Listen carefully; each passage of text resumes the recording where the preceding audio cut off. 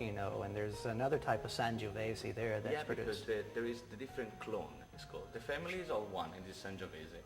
Then we have many clones. Here we use the Sangiovese di Lamole, and it's the typical from the Chianti. In Montalcino, for example, they use the Sangiovese Grosso, and it's another family, because Sangiovese, it's a kind of grapes that take all the characteristic by the soil. So by the terroir, the things that we call terroir. So in Montalcino they have another kind of soil, and so the Brunello is 100% of Sangiovese, no mistake, and it's another style. You know, you recognize the Sangiovese by the tannic, because it's a soft and elegant tannic. The rapidity of mouth like silk. You know, when the wine is elegant, you have a good wine. And also in Montepulciano, for example, they also have a Sangiovese, but the difference is called Prugnolo Gentile is the name of the clone they use in Montepulciano. And it's another style, and it's more in the color, more in the full body. And one other thing before we get to tasting some more wines is that there's a difference from each vintage year. Is that correct? So it makes a big difference. Yeah.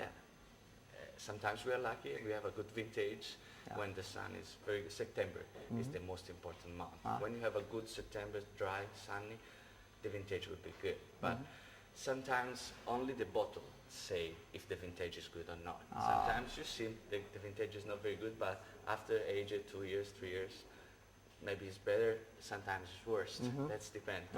Fortunately, So in the past 10 years, what are some good vintage years? One very, very famous vintage is 1997 here. It's very famous, but maybe too famous. Many people say that 97 is the vintage of the century. It's a very, very good vintage, but also 1999, for example, is a very good vintage.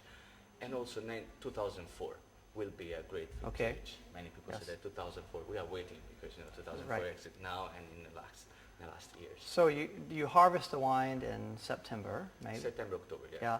And then how long does it sit or before you bottle it and sell it? Yeah, usually the vinification is during 2 months. So at the end of November, the wine is ready to be aged.